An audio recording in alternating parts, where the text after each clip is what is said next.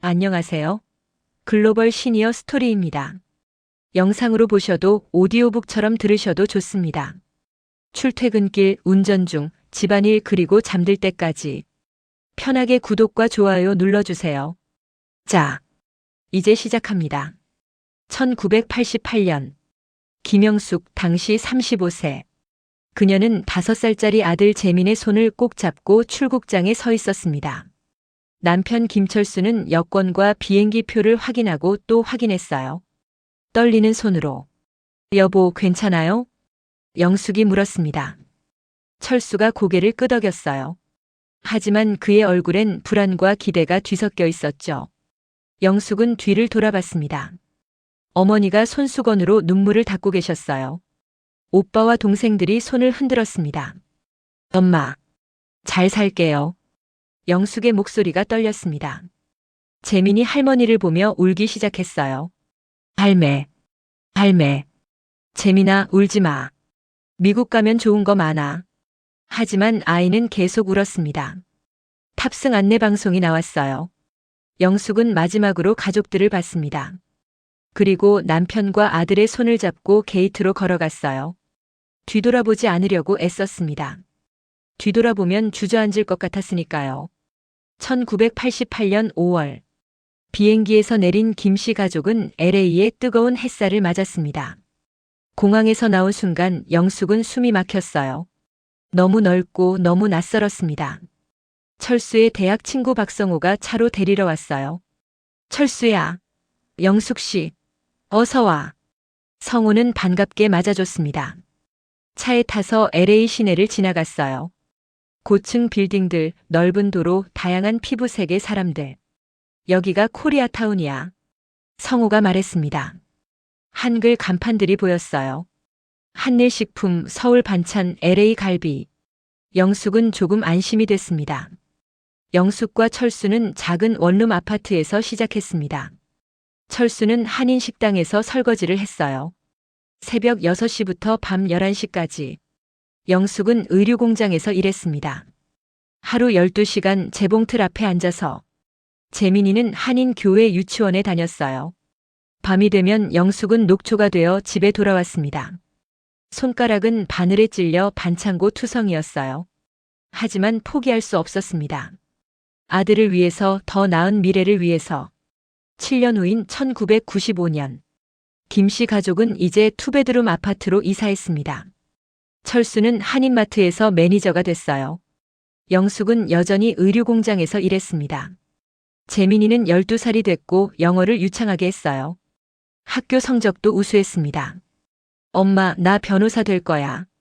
재민이가 말했어요. 영숙은 아들을 껴안았습니다. 눈물이 났어요. 기쁜 눈물이었습니다.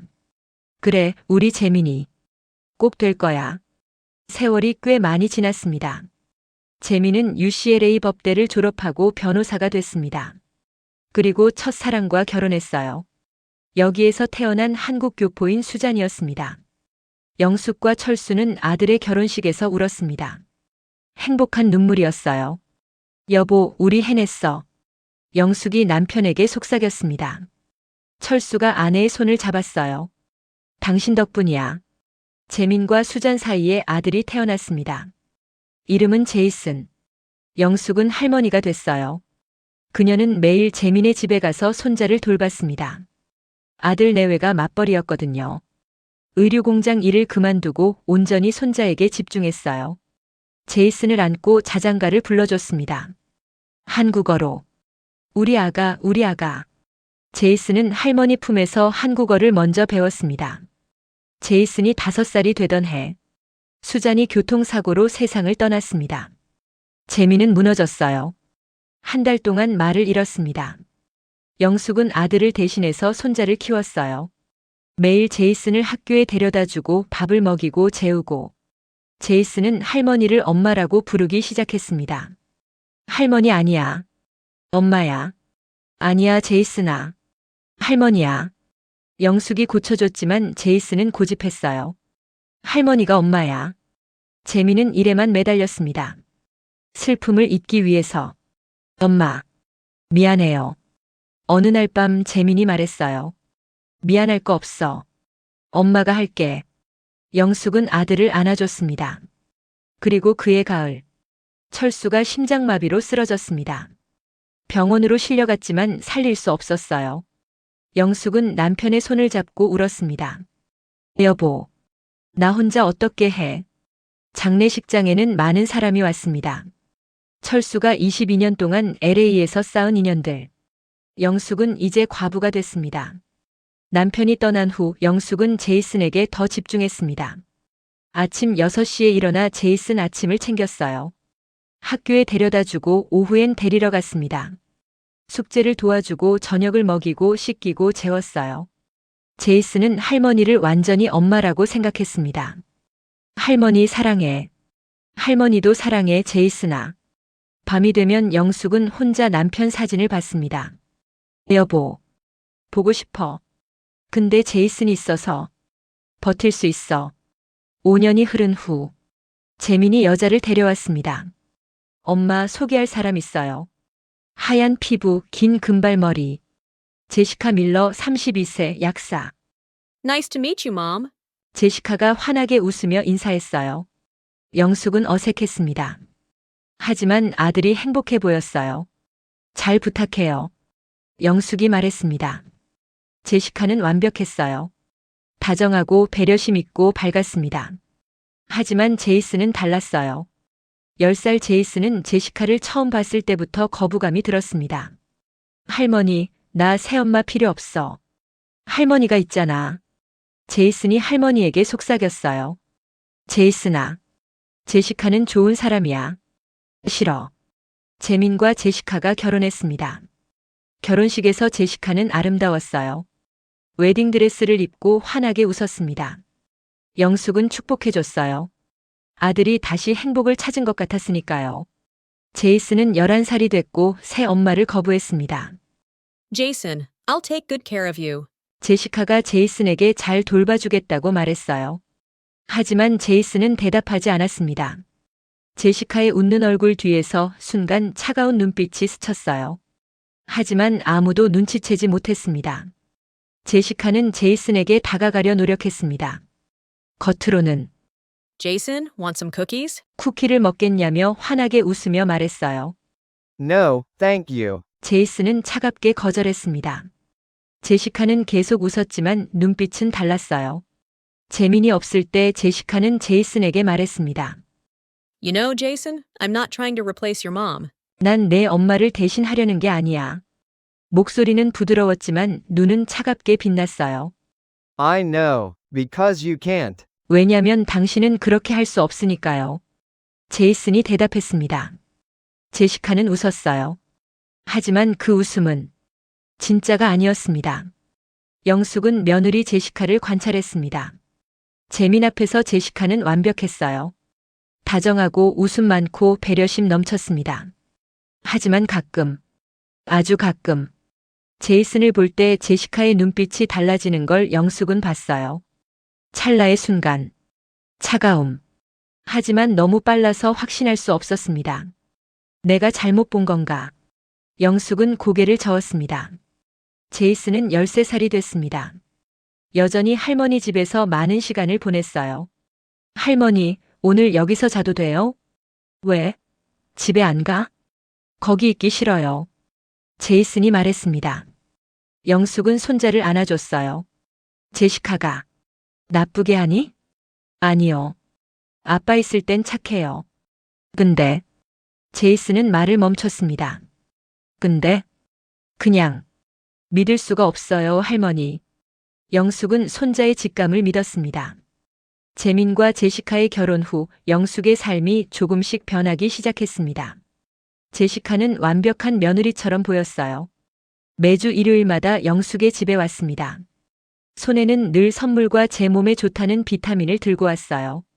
Mom, I brought you some tea. 맛있는 차를 가져왔다며 제시카가 환하게 웃으며 말했어요. 그리고 매일 챙겨 먹으라면서 비타민 약병을 내밀곤 했어요. 재민이 볼 때 제시카는 완벽했습니다. 하지만 혼자 있을 때 제시카의 얼굴은 달랐어요.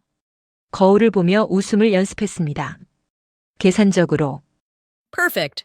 완벽해. 제시카가 혼잣말로 중얼거립니다. 2년이 흘렀습니다. 제미는 로펌에서 파트너가 됐어요. 그는 일은 여전히 바빴지만 가정에도 신경 쓰려고 노력했습니다.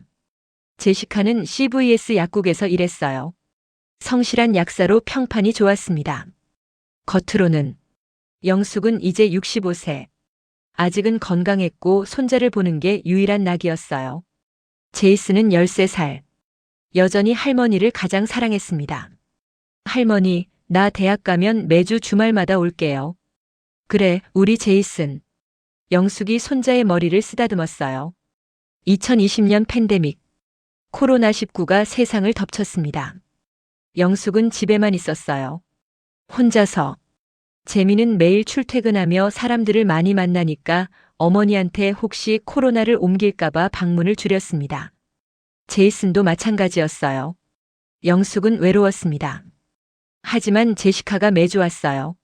Mom, I'm a pharmacist. I know how to be safe. 어머니, 저 약사니까 어떤 게 안전한 건지 잘 알아요. 제시카는 마스크를 쓰고 장갑을 끼고 영숙을 돌봤습니다. 장을 받아주고 늘 약을 챙겨주고 말벗이 되어줬어요. 약사니까 좋은 비타민을 주는 거려니 하고 열심히 먹었습니다. 재미는 감동했습니다. 고마워 여보. 엄마를 잘 챙겨줘서. 제시카가 웃었습니다. 하지만 그 웃음 뒤에 다른 생각이 있었어요. 이 집 얼마일까?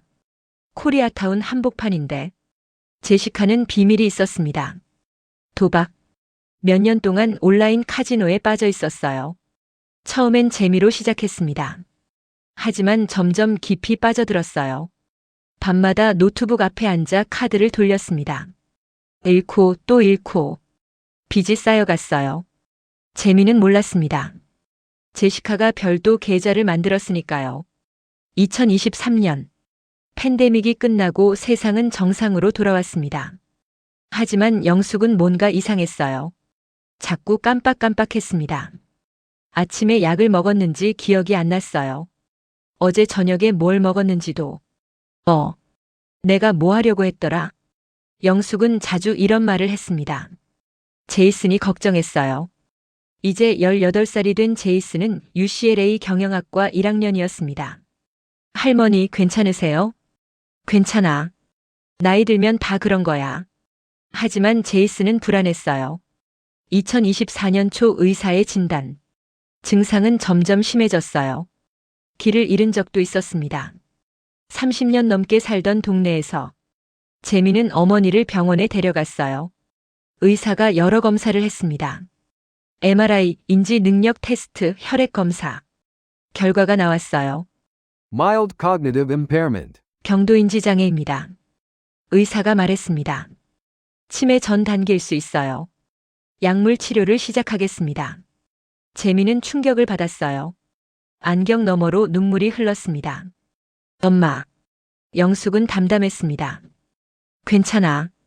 약 먹으면 되는 거잖아. 의사가 처방전을 썼습니다. Aricept 10 mg. 치매 진행을 늦추는 약. 제시카가 나섰어요. 제가 챙겨드릴게요. 약사니까 정확하게 관리할 수 있어요. 재미는 고마워했습니다. 고마워 여보. 제시카는 매주 영숙의 집에 갔어요. 손에는 약병을 들고. 하지만 제시카는 약국 뒤에서 다른 약을 가져왔습니다. 롤라제팜, 벤조디아제핀계 약물. 원래 처방받은 약병의 라벨을 떼어내서 그녀가 숨겨나온 약병에 그 라벨을 붙였습니다. Perfect. 제시카가 웃었습니다. 차가운 웃음이었어요. 영숙의 상태는 나아지기는커녕 오히려 더 나빠졌어요. 기억력이 더 떨어졌습니다. 손자 이름도 가끔 까먹었어요. 제이슨이에요, 할머니. 제이슨이 말했습니다. 가슴이 아팠어요. 아, 맞다. 제이슨. 영숙은 머리를 흔들었어요. 밤에는 잠을 못 잤습니다. 불안했어요. 낮에는 멍하니 TV만 봤어요. 제이슨은 무언가 이상하다고 느꼈습니다. 할머니는 원래 이렇지 않았어요. 밝고 활발하고 기억력도 좋았는데 제이슨은 이제 UCLA 2학년 경영학을 전공하고 있었습니다. 장래에 회사를 경영하고 싶었어요. 어느 주말 할머니 집에 갔습니다. 우리 제이슨. 영숙이 웃었습니다. 제이슨은 할머니와 함께 차를 마셨어요. 거실 테이블에 약병이 놓여 있었습니다. 할머니, 약 잘 드세요? 응, 제시카가 자주 와서 체크하면서 약을 갖다 줘. 매일 먹어. 제시카는 할머니가 치매 초기 진단 받고 나서부터 할머니 약을 챙겨준 거예요. 아니지. 제시카가 결혼하고 나서부터 내게 가져다 주는 여러 가지 비타민들은 진즉부터 먹고 있었지. 시중에서 파는 게 아니고 비싸고 몸에 더 좋다면서 늘 가지고 왔어. 그럼 할머니는 제시카가 주는 약을 의심 없이 수년 동안이나 드시고 계신 거였구나. 제이슨이 약병을 집어들었어요. 라벨을 봤습니다. 제이슨은 약병을 다시 내려놓았습니다. 하지만 뭔가 이상했어요. 설명할 수 없는 불안감. 제이슨이 할머니 집을 방문했을 때 제시카가 왔습니다. Oh, Jason, nice to see you here. 여기서 널 보다니 반갑네. 제시카가 환하게 웃었어요. 제시카는 신경 쓰지 않는 척했어요. 약병을 꺼냈습니다. Mom, time for your medicine. 제시카가 영숙에게 약을 건넸어요. 영숙은 순순히 받아 먹었습니다. 제이슨은 그 장면을 봤어요. 왜인지 불편했습니다. 제시카가 나간 후 제이슨은 할머니에게 물었어요. 할머니, 제시카가 매일 와요? 일주일에 3번 정도. 약 갖다 줘. 약은 효과 있어요? 사실 더 안 좋아지는 것 같아. 기억이 더 안 나는 것 같은데. 제이슨의 불안감이 커졌습니다. 다음 주말 제이슨이 다시 할머니 집에 왔어요. 영숙이 낮잠을 자고 있었습니다. 제이슨은 조용히 거실을 정리했어요. 약병이 여러 개 있었습니다. 하나를 집어들었어요. 뚜껑을 열었습니다. 알약을 꺼내봤어요. 제이슨은 약에 대해 전혀 몰랐습니다. 하지만 뭔가 이상했어요. 기숙사로 돌아가야겠다고 생각했습니다. 룸메이트 마크에게 물어보려고. 제이슨은 기숙사로 돌아갔습니다. 룸메이트 마크에게 보여줬어요. 마크는 약대를 목표로 생물학 전공이었습니다. 약대 진학을 준비하고 있었고 약물학에 관심이 많았어요. 마크에게 알약을 보여줬습니다. 휴대폰으로 사진을 찍어 꼼꼼하게 검색했어요. This is weird. The label says Aricept, but this pill, it's lorazepam. Lorazepam is a benzodiazepine for anxiety and insomnia, but if you take it long term, it causes memory loss, confusion, cognitive decline. 이건 에리셉트가 아니야. 심한 불안장애나 불면증에 쓰이는 롤랄제팜이야. 이걸 장기간 복용하면 기억력 손상, 혼돈, 인지 기능에 치명적인 손상이 생겨. 제이슨의 얼굴이 하얗게 질렸습니다. 할머니가 이걸 1년 넘게 매일 복용하셨다고. 마크가 심각한 얼굴로 말했어요. 침묵이 흘렀습니다. 제이슨은 주저앉았어요. 제이슨은 잠을 못 잤습니다. 침대에 누워 천장만 봤어요. 할머니의 얼굴이 떠올랐습니다. 5살 때 엄마가 죽었을 때 엄마가 되어준 할머니. 매일 아침 아침밥을 챙겨주던 할머니. 학교 보내주고 숙제 도와주고 재워주던 할머니. 할머니가 내 엄마야. 제이슨은 항상 그렇게 생각했어요. 왜 할머니한테 이런 짓을? 눈물이 흘렀습니다. 휴대폰을 들었어요. 아버지에게 전화할까 했습니다. 하지만 멈췄어요. 아빠는 제시카를 사랑해. 증거 없이는 안 믿을 거야. 증거가 필요해. 확실한 증거. 제이슨은 일어나 노트북을 켰습니다. 검색하기 시작했어요. 할머니가 먹은 약. 그 안에는 치매약이 아닌 전혀 다른 약이 들어 있었습니다. 지금 제이슨이 너무 불안한 이유는 제시카는 결혼 직후 할머니가 건강하실 때부터 시중에서 파는 비타민이 아닌 본인만 아는 비타민을 챙겨드렸다고 합니다. 그 비타민도 혹시 제이슨은 이제 알아야 했습니다. 왜 제시카가 자신의 엄마 같은 할머니를 병들게 만들고 있는지. 2024년 8월 재미는 집에 돌아왔습니다. 현관 우편함에서 편지들을 꺼냈어요. 그중 하나가 눈에 띄었습니다. 붉은색 봉투. 파이널 노티스라고 찍혀 있었어요. 제시카 이름으로 온 거였습니다. 재미는 안경을 쓰고 봉투를 자세히 봤어요. 발신인은 골든 팰러스 카지노.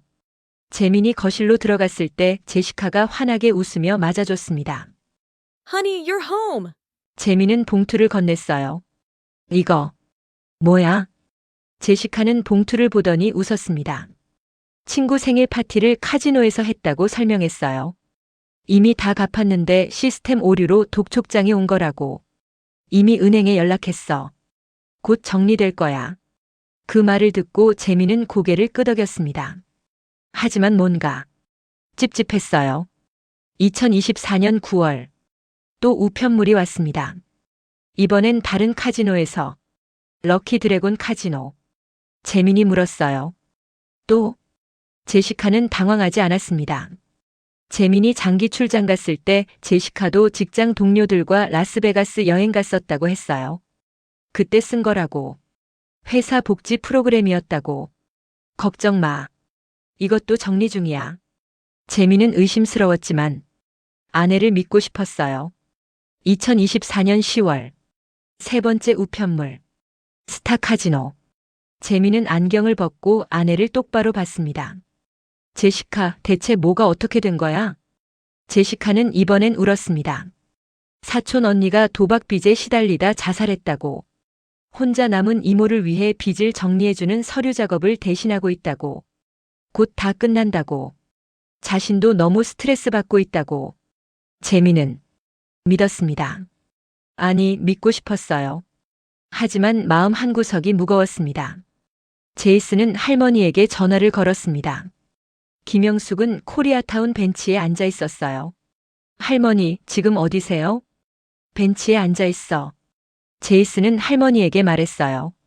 제시카가 이상한 약을 먹인 것 같다고. 영숙은 믿기지 않았습니다. 할머니, 우리 증거를 모아야 해요. 기억력이 더 악화된 것처럼 연기하세요. 할머니가 제시카만을 온전히 의지한다고 믿게 하세요. 영숙은 잠시 침묵했어요. 알겠어. 2024년 11월. 제시카의 집. 그녀는 남편 재민에게 아침 인사를 했습니다. 재민은 안경을 고쳤으며 아내를 봤어요. 기분 좋아 보이네. 제시카는 환하게 웃었어요. 세상에서 제일 좋은 남편을 뒀다고. 오늘 뭐 해? 시어머니 집에 가서 약을 챙겨드리겠다고 대답했습니다. 재민은 고마워했어요. 하지만 안경 너머 눈빛은 예전 같지 않았습니다. 지난 3개월간의 우편물들이 머릿속을 스쳤어요. 같은 날 밤 10시.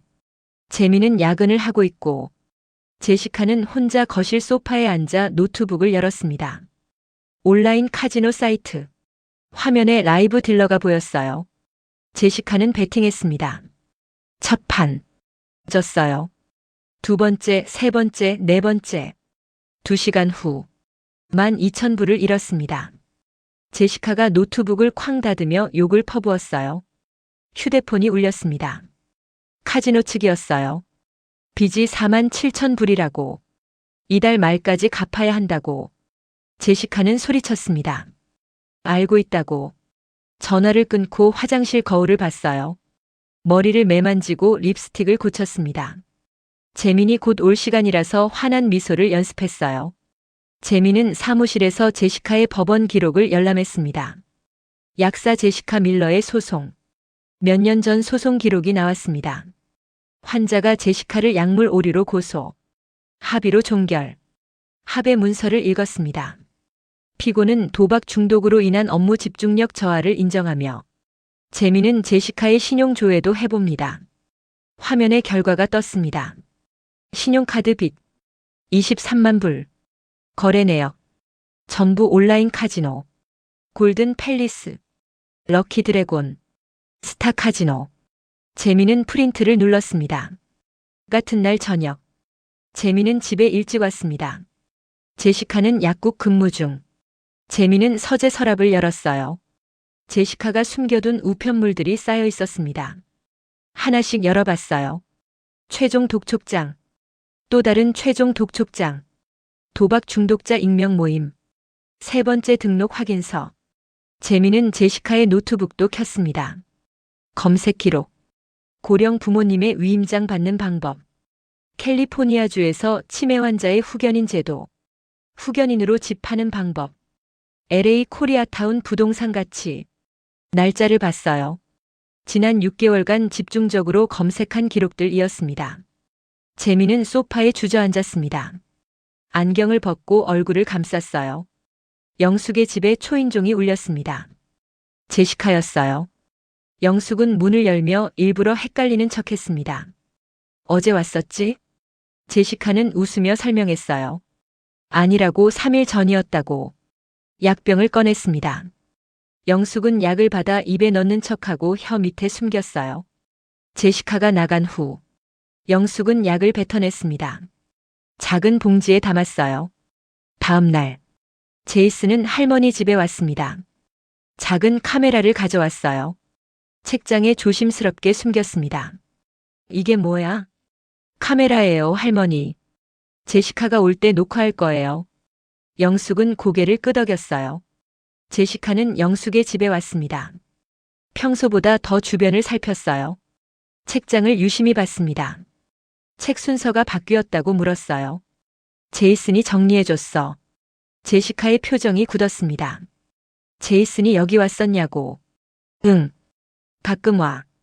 영숙의 대답에 제시카의 표정이 굳었습니다. 그날 밤 재민과 집에 같이 있을 때 제시카가 물었습니다. 제이슨이 시어머니를 자주 만나냐고. 재민은 안경 너머로 아내를 봤어요. 가끔. 왜? 바쁜 대학생인데 신기하다고 말했습니다. 왜냐니? 손주가 할머니 보러 가는데 이유가 필요해? 재민의 눈빛은 차가웠습니다. 이미 다 알고 있었으니까. 제이슨은 할머니 집 거실을 정리하고 있었습니다. 서랍을 열었어요. 못 보던 서류 봉투가 있었습니다. 꺼내봤어요. 부동산 감정 보고서. 김영숙의 집. 감정가 120만 불. 의뢰인 제시커 밀러. 날짜 3개월 전. 제이슨은 사진을 찍었습니다. 제시카가 실수로 여기 두고 간 거였어요. 아버지에게 보냈습니다. 같은 날. 제시카가 왔습니다. 약병을 꺼내며 주변을 살폈어요. 책장에서 카메라를 발견했습니다. 빼냈어요. 렌즈를 똑바로 보며 섬뜩하게 웃었습니다. 바닥에 내던졌어요. 영숙에게 물었습니다.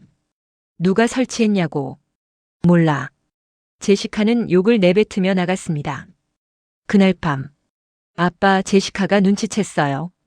제이슨이 전화했습니다. 카메라 부서지기 전 영상은 확보했어? 네. 제시카가 할머니한테 약 주는 장면 다 찍혔어요. 그리고 부동산 감정서도 찾았어요. 할머니 집 서랍에 있었어요. 제시카가 두고 간 것 같아요. 좋아. 이제. 충분해. 재민은 안경을 벗었습니다. 2024년 11월 22일. 재민은 서재에 앉아 있었습니다. 파일들을 정리하고 있었어요. 책상 위에 펼쳐진 증거들. 약 분석 보고서 마크가 작성한 거. 라벨은 에리셉트지만 실제로는 롤라제팜 들어있음. 신용조회 결과 23만 불 카지노 빚. 우편물들 3개월치 독촉장, 도박치료센터 등록 확인서. 부동산 감정서 제시카 이름으로 의뢰한 거 120만 불. 노트북 검색 기록 스크린샷 후견인 절차 검색들. 카메라 영상 제시카가 약 주는 장면들. 재민은 USB에 모든 파일을 복사했습니다.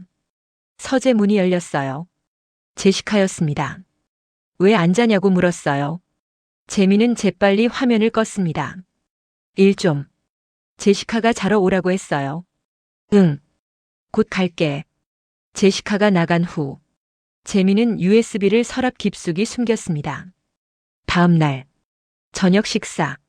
제시카가 조심스럽게 말을 꺼냈습니다. 제이슨이 걱정된다고. 재민은 안경 너머로 아내를 봤어요. 왜? 제시카는 말했어요.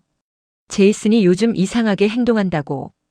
어머니 집에 몰래 카메라까지 설치했다고. 재민은 짧게 대답했습니다. 제이슨 멀쩡해 보이던데. 제시카는 설명했어요. 편집증은 그렇게 시작한다고. 혹시 유전일 수도 있다고. 제이슨의 죽은 친엄마 쪽. 재민의 눈빛이 차갑게 변했습니다. 제시카가 말했어요. 치료사한테 데려가는 게 어떠냐고. 제이슨은 치료 필요 없어. 2024년 11월 23일. 제시카는 영숙의 집에 왔습니다. 장을 봐왔다고 했어요. 부엌에서 요리하며 영숙에게 물었습니다. 제이슨이 이상한 말 안 했냐고. 무슨 말? 약에 대해서라고. 기억이 안 나네. 제시카가 말했어요. 봐요, 기억력이 더 나빠지고 있다고. 그리고 중요한 얘기가 있다고 했습니다. 제이슨이 자기가 어머니를 해친다고 거짓말을 하고 있다고. 제이슨이 혼란스러운 거라고. 영숙의 손을 잡았어요. 만약 제이슨이 자기에 대해 나쁜 말을 하면 믿지 말라고. 알겠어. 영숙은 고개를 끄덕였습니다. 제시카는 환하게 웃으며 말했습니다. 저만 믿으세요. 저만. 그날 밤. 코리아타운 카페. 아빠, 제시카가 사람들한테 저를 편집증 환자처럼 만들고 있어요. 재미는 안경을 벗고 아들을 봤습니다. 알아. 나한테도 그러더라. 근데 난 너를 믿어. 재민이 말했습니다. 증거 다 모았어. 약 분석, 카지노 빚, 우편물, 부동산 감정서, 검색 기록, 영상. 그거면 충분해요? 충분해. 근데 조심해야 해, 제이슨. 재민은 말했습니다. 궁지에 몰린 사람은 뭐든지 할 수 있어. 아빠, 이제 어떻게 해요? 재민은 대답했어요. 제시카랑 얘기할 거야. 증거 USB 다 준비했어. 재민의 집 식탁. 재민과 제시카가 마주 앉았습니다. 재민이 말을 꺼냈어요. 제시카, 엄마에 대해 얘기 좀 하자. 제시카는 대답했습니다. 어머니 상태가 악화되고 있다고. 요양원을 고려해야 한다고. 재민은 안경 너머로 아내를 봤습니다. 어제 봤을 땐 괜찮아 보이던데. 제시카는 말했어요. 치매가 그렇다고. 재민은 노트북을 열었습니다. 아니면 처음부터 치매가 아니었거나. 화면에 약 분석 보고서가 떴어요. 제시카의 손이 멈췄습니다. 재민은 다음 파일을 열었어요. 온라인 카지노 빚. 23만 불. 화면에 거래 내역이 떴습니다. 골든 팰리스 카지노, 럭키 드래곤 카지노, 스타 카지노. 제시카의 얼굴이 하얗게 질렸어요. 재민은 계속했습니다. 부동산 감정서, 엄마 집, 120만 불, 의뢰인 제시카 밀러, 노트북 검색 기록, 후견인 절차, 재산 처분 방법. 제시카가 말했어요. 그건 사적인 거라고. 넌 지금 내 아내잖아. 재민이 소리쳤습니다. 얼마나 오래 거짓말한 거야? 3개월 전 우편물. 친구 파티? 2개월 전. 라스베가스 여행? 1개월 전. 이모 대신 서류 작성? 전부 거짓말이었잖아. 제시카는 천천히 앉으며 말했어요. 당신이 이해 못한다고. 파산 직전이라고. 재민은 일어났습니다. 들려? 내 말이 얼마나 미친 소린지. 제시카는 무릎을 꿇었습니다. 떠나지 말라고. 도박 중독이라고. 치료받겠다고. 재민은 말했습니다. 늦었어, 제시카. 넌 우리 엄마를 죽이려고 했어. 재민은 안경을 다시 썼습니다. 오늘 밤은 게스트룸에서 자. 집 나가. 2024년 11월 26일 새벽. 제시카는 혼자 거실에 앉아 있었습니다. 휴대폰을 들었어요. 성인 보호 서비스에 전화를 걸었습니다. 노인 학대를 신고하고 싶다고 말했어요. 시어머니 김영숙이 손자 제이슨 리한테 착취당하고 있다고. 손자가 시어머니를 고립시켰다고. 집에 감시 장비를 설치했다고. 120만 불짜리 집을 노리고 있다고. 시어머니가 치매가 있어서 취약하다고. 손자가 시어머니를 가족한테 등 돌리게 만들었다고. 전화를 끊은 후 내가 영숙한테 그동안 얼마나 공을 들였는데. 제시카는 차갑게 웃었습니다. 다음 날 오후. 초인종. 영숙은 문을 열었습니다. 2명의 공무원. 성인 보호 서비스에서 왔다고 했어요. 노인 학대 신고를 받았다고. 손자가 어르신을 고립시키고 재산을 노린다는 신고라고. 뭐라고요? 제이슨이. 공무원이 질문했습니다. 제이슨이 얼마나 자주 방문하냐고. 일주일에 2~3번. 다른 가족들 방문을 막냐고. 아니요. 절대. 누가 약을 관리하냐고. 며느리. 제시카가. 공무원이 메모했습니다.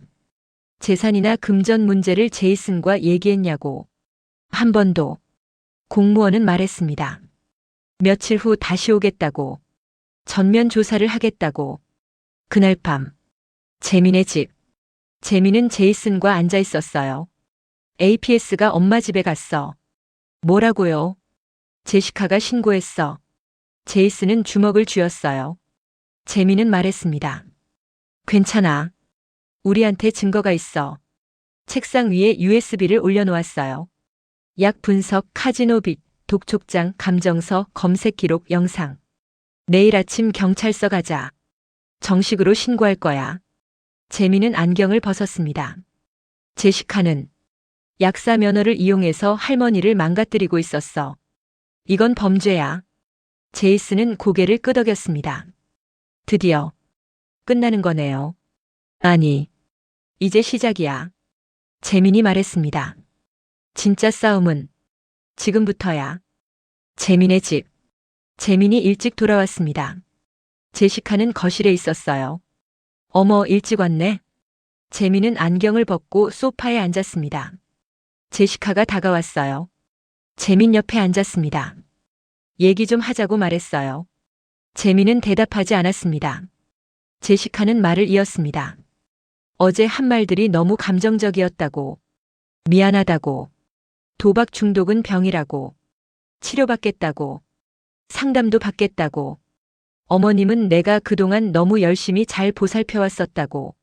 실수한 거 말고 잘한 것도 인정해달라고. 제발 떠나지 말라고. 재민은 여전히 침묵했습니다. 그리고 되뇌었습니다.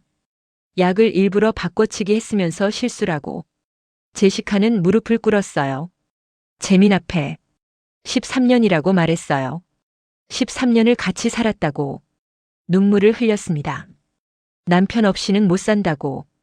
당신만 있으면 된다고. 도박도 끊겠다고. 전부 다 끊겠다고. 재민은 여전히 아무 말이 없었습니다.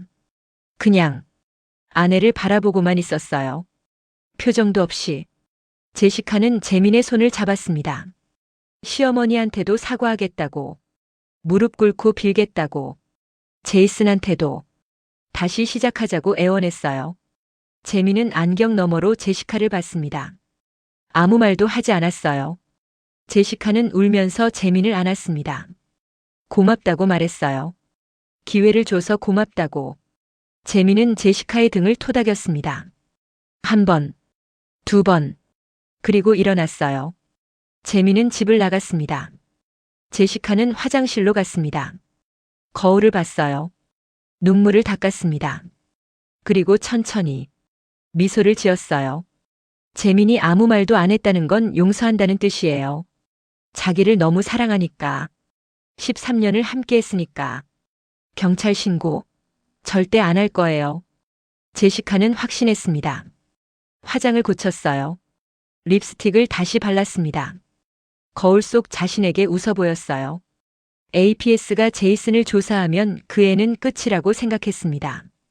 집은 결국 자기 거라고. 재산도 자기 거라고. 이겼다고. 재민과 제이슨은 경찰서에 들어갔습니다. 접수 데스크에서 말했어요. 범죄를 신고하러 왔습니다. 형사과로 안내받았습니다.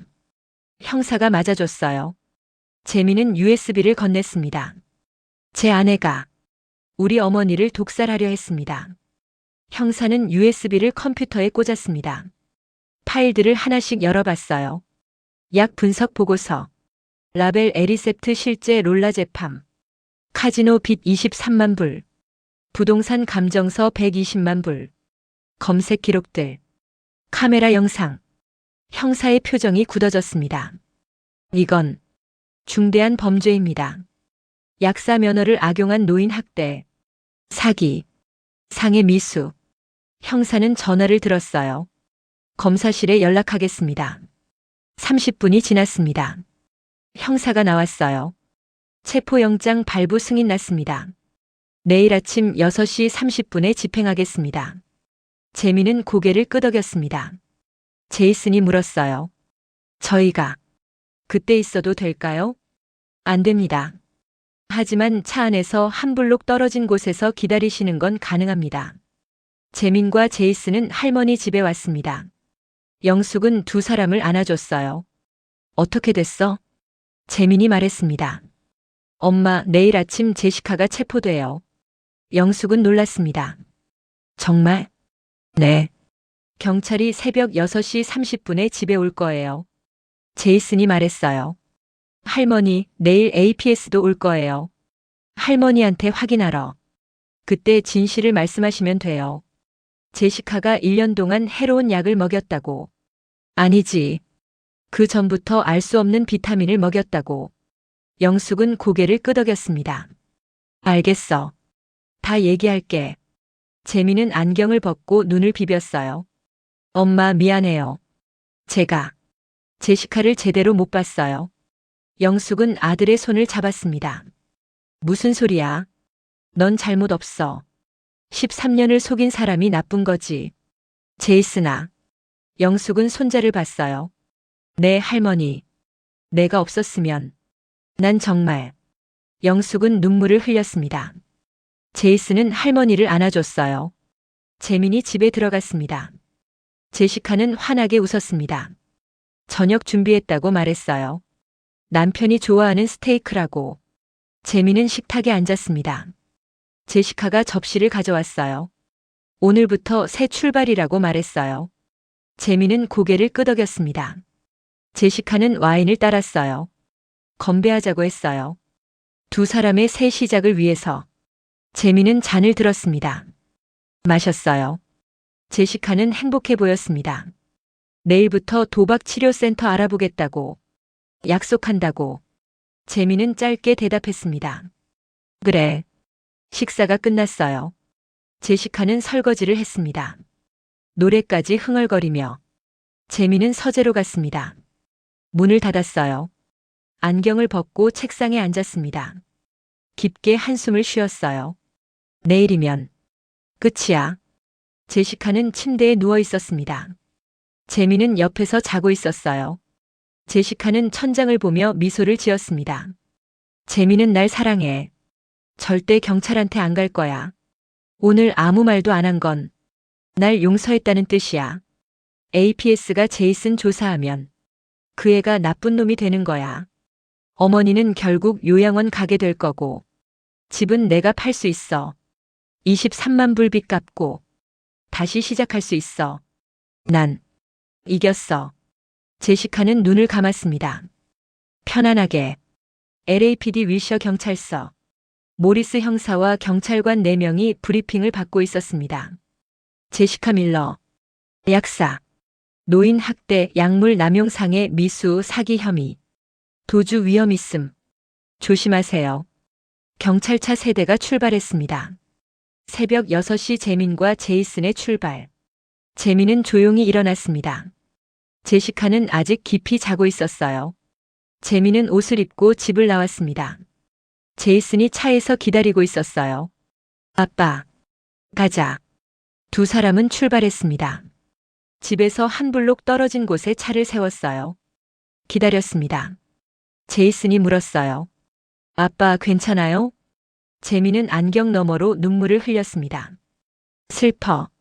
그래도 13년을 같이 산 사람. 하지만 엄마를 지켜야 했어. 제이슨은 아버지 손을 잡았어요. 새벽 6시 30분. 제시카는 일어났습니다. 재민이 없었어요. 일찍 출근했나 보다 생각했습니다. 제시카는 기분 좋게 커피를 내렸어요. 거실 소파에 앉아 TV를 켰습니다. 아침 뉴스. 미소를 지었어요. 좋은 하루가 될 거야. 그때였습니다. 초인종. 제시카는 일어나 문을 열었습니다. 제시카는 확신했습니다. 재민이 자신을 사랑한다고. 침묵이 용서라고. 절대 경찰에 신고하지 않을 거라고. 하지만 침묵은 용서가 아니었습니다. 침묵은 마지막 잡이었습니다. 2024년 11월 27일 새벽 6시 30분. 문 앞. 경찰차 세대. 모리슨 형사와 경찰관 4명. 제시카의 얼굴에서 미소가 사라졌어요. 모리슨 형사가 배지를 보여줬습니다. 제시카의 이름을 확인했어요. 그리고 말했습니다. 체포한다고. 노인 학대, 약물 남용을 통한 상해, 미수, 사기, 약사법 위반 혐의라고. 제시카는 믿을 수 없다는 표정이었어요. 소리쳤습니다. 오해라고. 경찰관이 다가와 수갑을 채웠습니다. 묵비권을 고지했어요. 제시카는 계속 소리쳤습니다. 남편이 어디 있냐고. 모리슨 형사가 차갑게 말했습니다. 남편분이 신고했다고. 제시카의 얼굴이 하얗게 질렸습니다. 거짓말이라고 소리쳤어요. 남편은 자기를 용서했다고. 모리슨 형사는 대답했어요. 용서와 범죄 신고는 별개라고. 제시카는 저항했습니다. 안 된다고. 말도 안 된다고. 경찰관 2명이 제시카를 부축했어요. 차까지 데려갔습니다.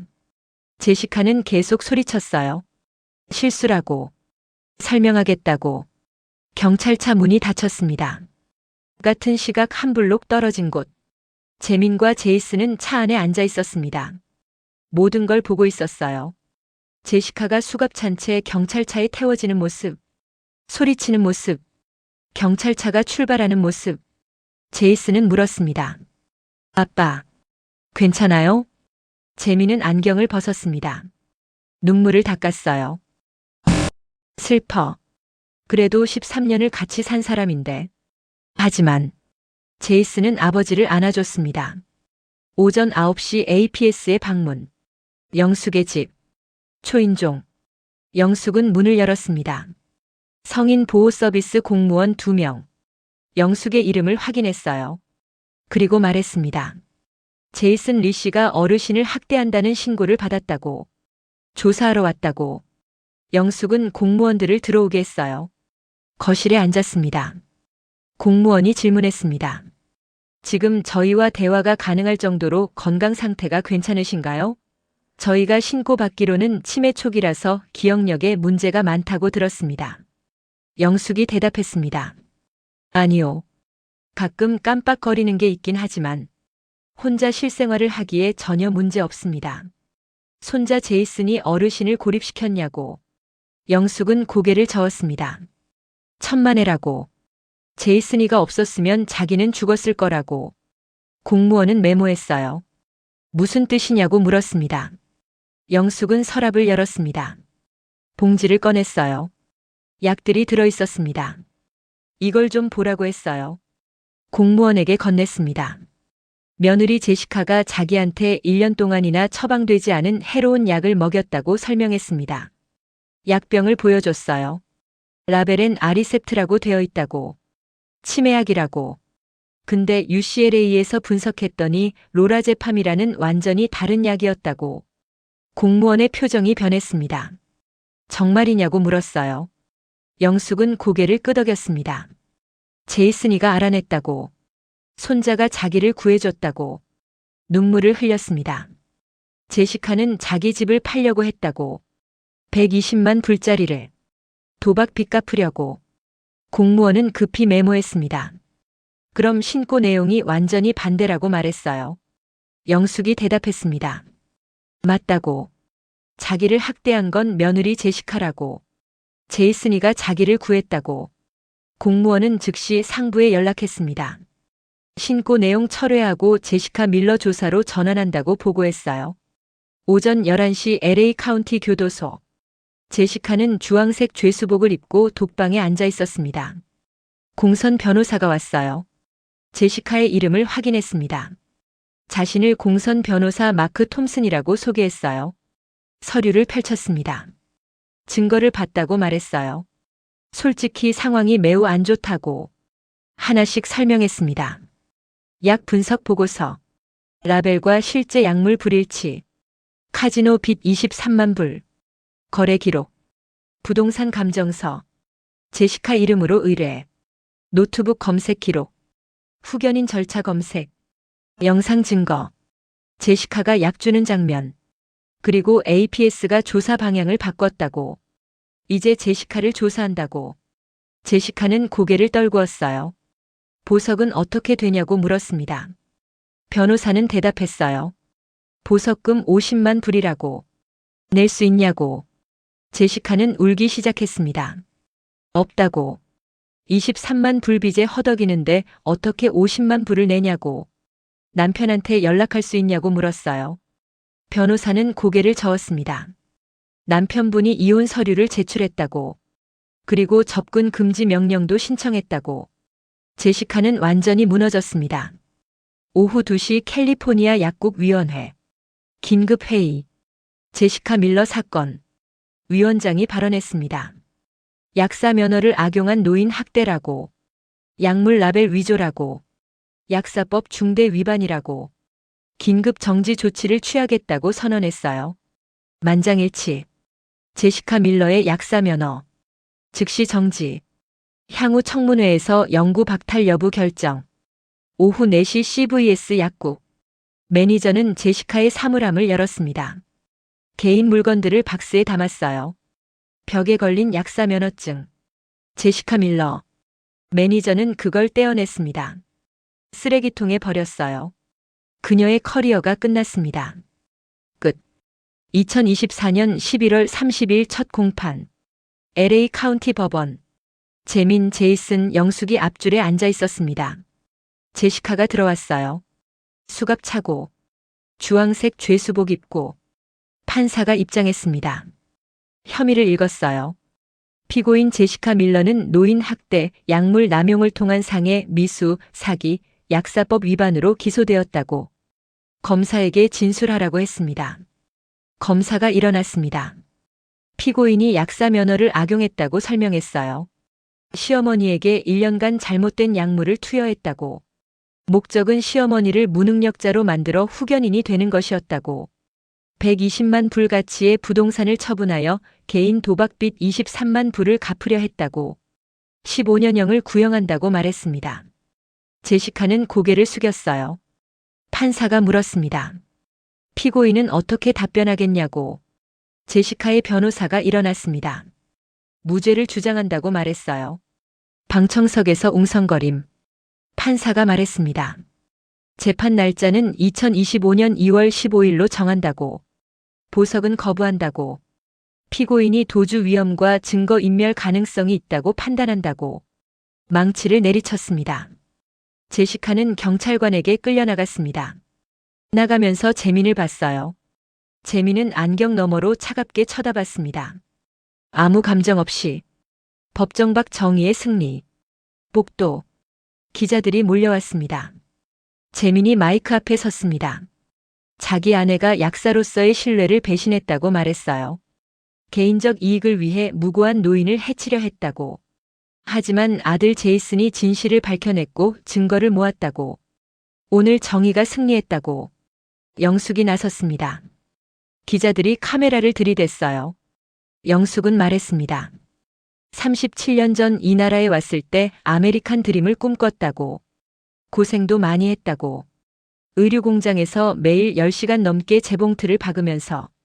그리고 같이 고생하던 남편도 미국에서 잃었다고. 하지만 오늘 이 나라의 정의를 봤다고. 아메리칸 저스티스를. 기자들이 박수를 쳤습니다. 2주 후였습니다. 재민의 집. 이사 준비 중이었습니다. 박스가 쌓여 있었어요. 제이슨이 도와주고 있었습니다. 아빠, 이제 어디서 살 거예요? 재민은 대답했어요. 할머니 집으로 간다고. 할머니 혼자 계시면 외로우시니까. 좋은 생각이에요. 재민은 제시카의 물건들을 박스에 담았습니다. 사진들, 옷들, 화장품들, 13년의 흔적. 모두 박스 안으로. 같은 날 저녁 영숙의 집에서 영숙, 재민, 제이슨이 저녁 식사를 하고 있었습니다. 영숙이 손자를 보며 말했어요. 내가 없었으면 어떻게 됐을지 모른다고. 제이슨은 웃었습니다. 당연한 거라고. 가족이니까. 재민이 물었어요. 엄마, 약은 이제 완전히 안 드세요? 영숙은 대답했습니다. 로라제팜 끊은 지 한 달 됐다고. 머리가 점점 맑아지는 게 느껴진다고. 아들의 손을 잡았어요. 재민에겐 잘못이 없다고 말했습니다. 사람을 너무 믿은 게 잘못은 아니라고. 재민은 눈물을 흘렸습니다. 그래도 13년을 몰랐다고. 영숙이 말했어요. 그 13년 동안 재민도 힘들었을 거라고. 제시카의 거짓말 속에서 제이슨은 두 사람을 안아줬어요. 2025년 2월 15일 LA 카운티 법원 배심원 평결 노인 학대 혐의 유죄 약물 남용상해 미수 혐의 유죄 사기 혐의 유죄 약사법 위반 혐의 유죄 판사가 선고했습니다. 피고인 제시카 밀러에게 징역 12년을 선고한다고. 가석방 불가 약사 면허 영구 박탈 피해자 접근 금지 망치 소리 제시카는 무너졌습니다. 재민, 제이슨, 영숙은 법원을 나왔습니다. 햇살이 따뜻했어요.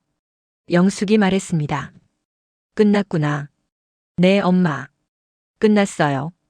제이슨이 물었습니다. 할머니, 이제 뭐 하고 싶으세요? 영숙은 웃었어요. 여행 가고 싶어. 너희랑 같이. 어디요? 한국. 37년 만에. 재민은 고개를 끄덕였습니다. 좋아요. 같이 가요. 세 사람은 걸어갔습니다. LA 햇살 아래. 함께. 1988년 김영숙은 꿈을 안고 이 땅에 왔습니다. 5살 아들 손잡고 남편과 함께 37년간 피땀 흘려 일했습니다. 의류공장에서 사랑하는 며느리와 남편을 잃었고 손자를 키웠습니다. 그리고 거의 모든 것을 잃을 뻔했습니다. 악마 같은 새며느리에게. 하지만 손자 제이슨의 용기, 아들 재민의 결단, 그리고 이 나라의 정의. 그것이 그녀를 구했습니다. 제시카는 12년형을 선고받았습니다. 약사 면허는 영구 박탈되었습니다. 김영숙은 이제 72세입니다. 건강을 되찾았습니다. 기억도 돌아왔습니다. 그리고 가족과 함께합니다. 이것이 진짜 아메리칸 드림입니다. 정의가 승리하는 나라, 가족이 함께하는 나라. 37년의 고생.